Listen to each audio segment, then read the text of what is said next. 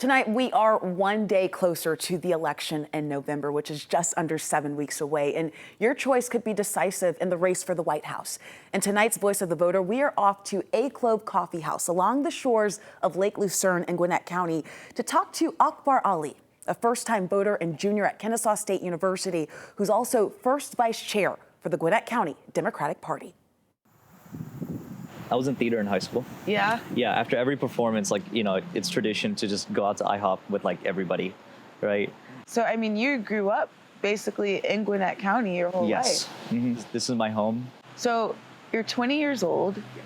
You're a student at Kennesaw State University. That's right. A junior. That's right. So let me ask you this. This is your first presidential election Yes. that you'll be voting in. Mm-hmm. As somebody who grew up in Georgia, what issue is most important for you? What's driving you to the polls this year?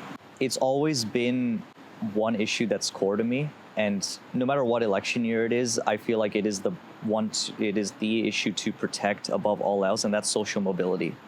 I come from a background where, I have two younger brothers, but I was really the only one who could witness my parents building a life for themselves within this country after emigrating.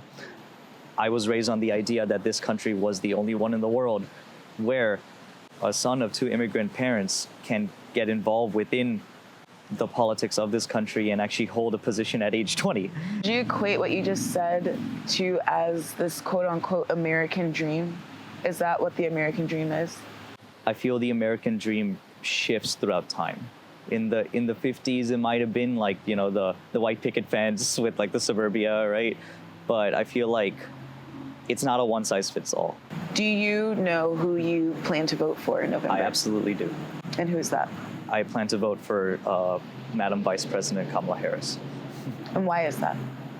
Going back to when I was in middle school in 2016, when Donald Trump got elected, one of the things I noticed was that it was almost like people got permission to be more abrasive, to be more going against the ideals of this country that I've been raised on, the kind where we are open, we're inclusive. And so I fully believe that the ideals that Vice President Harris stands for is the kind that we need right now, not the one where it's us versus them.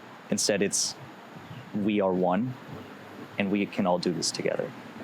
And we always like to end on this. What are you most optimistic about? In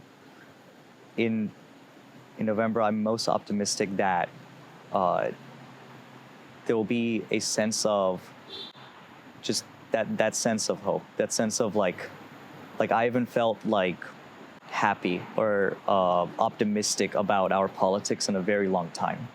But as of late, there's been a lot of optimism on my end around me as well. On my college campus, within my friend circles, a lot of people are we're actually very excited to vote.